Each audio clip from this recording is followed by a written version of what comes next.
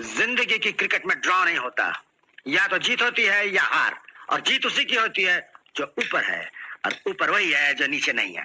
भारतीय सिनेमा के युग पुरुष अशोक कुमार, मूल नाम कुमुद कुमार गांगुली, जो दादा मुनि के नाम से भी जाने गए, एक ऐसे अभिनेता जिन्होंने उस वक्त की प्रचलित थिएटर शैली को समाप्त कर अभिनय को स्वाभाविकता प्रदान की और अपने बेहतरीन काम से 6 दशकों तक सिने प्रेमियों के दिलों पर राज किया। बंगाल प्रेसिडेंसी अंतर्गत बिहार के भागलपुर के आदमपुर मोहल्ले के एक मध्यम वर्गीय बंगाली परिवार में 13 अक्टूबर 1911 को जन्म। पिता कुंजलाल गांगुली मध्य प्रदेश के खंडवा में वकील, खंडवा में ही प्रारंभिक शिक्षा प्राप्त कर इलाहाबाद विश्वविद्यालय से स्नातक की डिग्री प्राप्त की। पिता वकील बनाना चाहते थे, मगर अशोक कुमार की रुचि फिल्मों में तो थी, मगर अभिनय के बजाय तकनीकी क्षेत्र में। बस बहनोई शशिधर मुखर्जी के सहयोग से बतौर लेबोरेटरी असिस्टेंट पहले न्यू थिएटर और फिर बॉम्बे टॉकीज में काम करने लगे। इत्तेफाकन 1936 में बॉम्बे टॉकीज के फिल्म जीवन नैया के अभिनेता नजमुल हसन ने अचानक काम करने से मना कर दिया और मालिक हिमांशु राय ने आनंद फानन में अशोक कुमार को फिल्म के नायक की भूमिका का दायित्व सौंप दिया।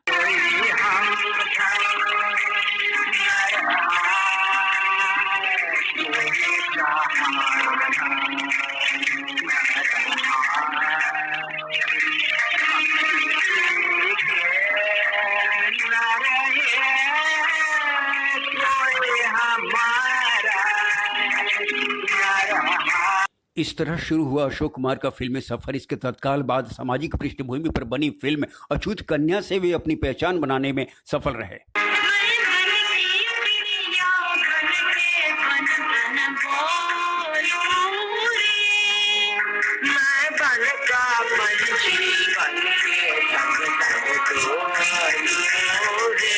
इस फिल्म की नायिका थी फिर से देविका रानी, जिनके साथ इज्जत, सावित्री और निर्मला जैसी फिल्मों में भी उन्होंने काम किया। इस बीच 20 अप्रैल 1936 को उनकी शादी शोभा देवी से हो गई। लीला चिटनिस के साथ आई उनकी कंगन, बंधन, झूला जैसी फिल्में। एक चतुर नार कर कर श्रृंगार, ठाड़े अपने द्वार, किया निक सुजात, एक पलक मार हंस मोरा मनली। 1943 में आई बॉम्बे टॉकीज की फिल्म किस्मत से तो उनकी किस्मत ही खुल गई। इस फिल्म ने बॉक्स ऑफिस के सारे रिकॉर्ड तोड़ दिए। दादा मुनि ने पहली बार एंटी हीरो की भूमिका निभाने की जोखिम उठाई, जो बेहद फायदेमंद साबित हुआ। बादल धीरे धीरे मेरा बुलबुल सो रहा है, मेरा बुलबुल सो रहा है, शोर गुल मचा। उसी दशक में उनकी एक और फिल्म आई महल, जिसे बेहद कामयाबी मिली। नायिका थी मधुबाला।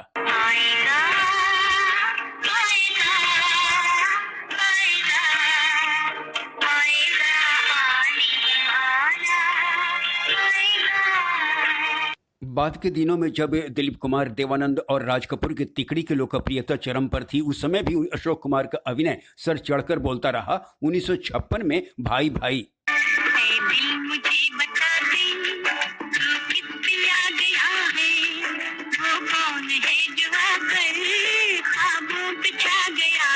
और 1958 में हावड़ा ब्रिज,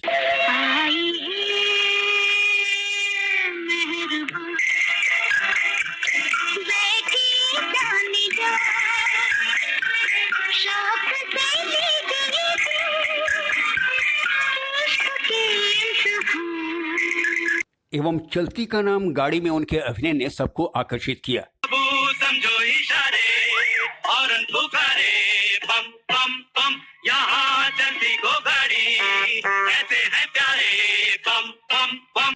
चलती का नाम गाड़ी में उनके दोनों छोटे भाई अभिनेता अनूप कुमार एवं गायक एवं अभिनेता किशोर कुमार ने भी साथ काम किया था।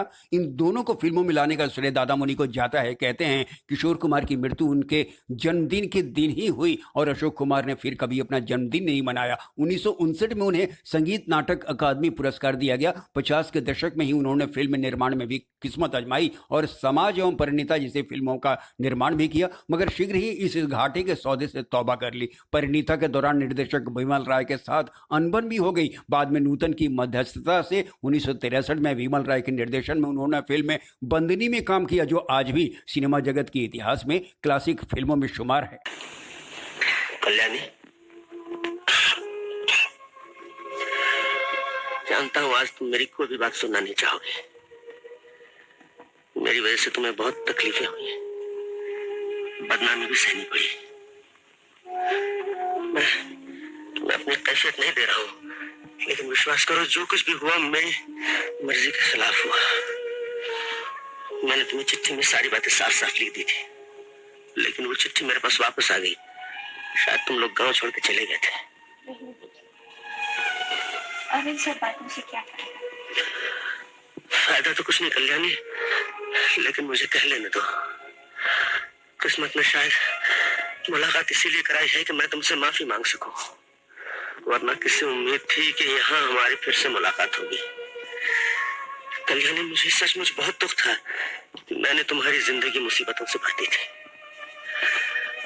लेकिन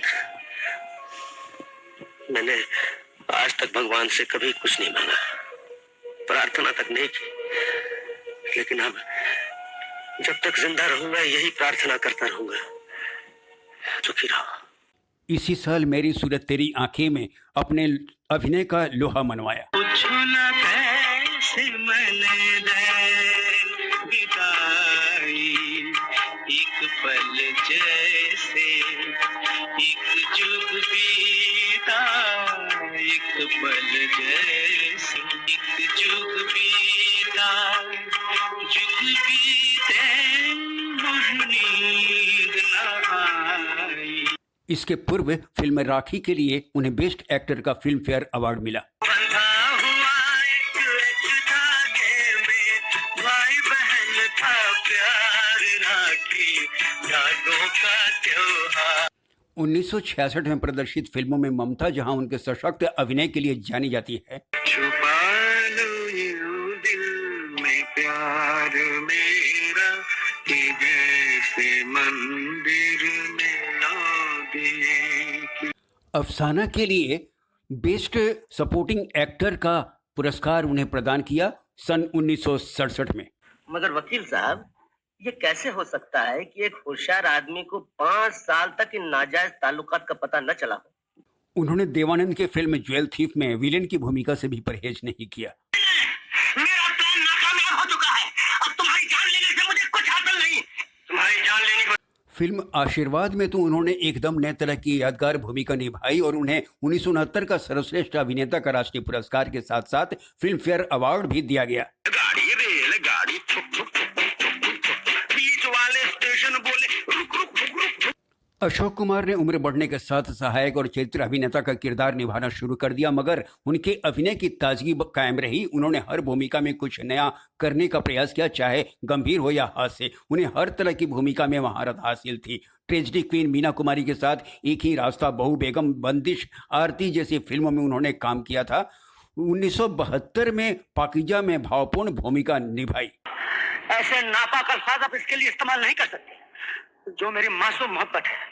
तो विक्टोरिया नंबर 203 में अपनी कॉमेडी से गुदगुदाया भी। बेचारे बिना सहारे तो बेचारे बिना सहारे, देखो पूछ पूछ कर हारे, दिल ताले की चाबी लेकर फिरते मारे मारे। पर हो राजा ये हैराना, मैं दीवाना ये मस्ताना, दोनों मिलके गाए गाना। ओ हसीना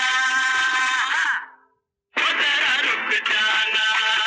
इसके पूर्व 1971 में भाई किशोर कुमार के साथ एक बार फिर यादगार भूमिका निभाई दूर का राही में। करार दिल तू गाए जा, खुशियों से भरे वो तराने, जीने सुन के दुनिया झूम उठे और झूम उठे दिल दीवाने। 1975 में आई मिली। मैं हाथ में चांद सूरज लेकर मिली के लिए वर ढूंढने निकलता तो तुमसे अच्छा लड़का नहीं मिलता। तुम तो चंदन के पेड़ हो बेटे, लेकिन चंदन सिर्फ चिता में जलने के लिए नहीं होता, चाहे वो मिली की चिता ही क्यों ना हो।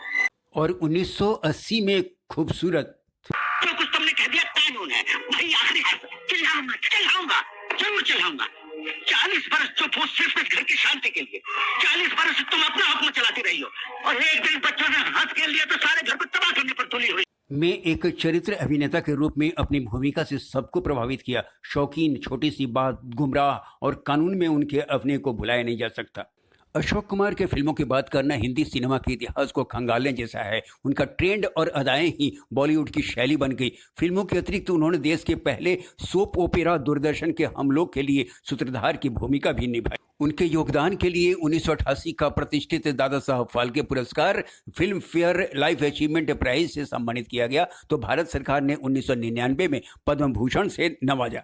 मगर 10 दिसंबर 2001 को हृदय गति रुकने के कारण अशोक कुमार ने दुनिया को अलविदा कह दिया। आज भले ही हमारे बीच वो नहीं हैं, जब तक बॉलीवुड में चमकती सितारों की रोशनी होगी, कैमरे की चकाचौंध होगी, अदाकारी के जलवे होंगे, दादा मुनि हमारी यादों में मौजूद रहेंगे। कोई 300 फिल्मों की ऐसी विरासत छोड़ गए हैं जो हमेशा दर्शकों को रोमांचित करते रहेंगे।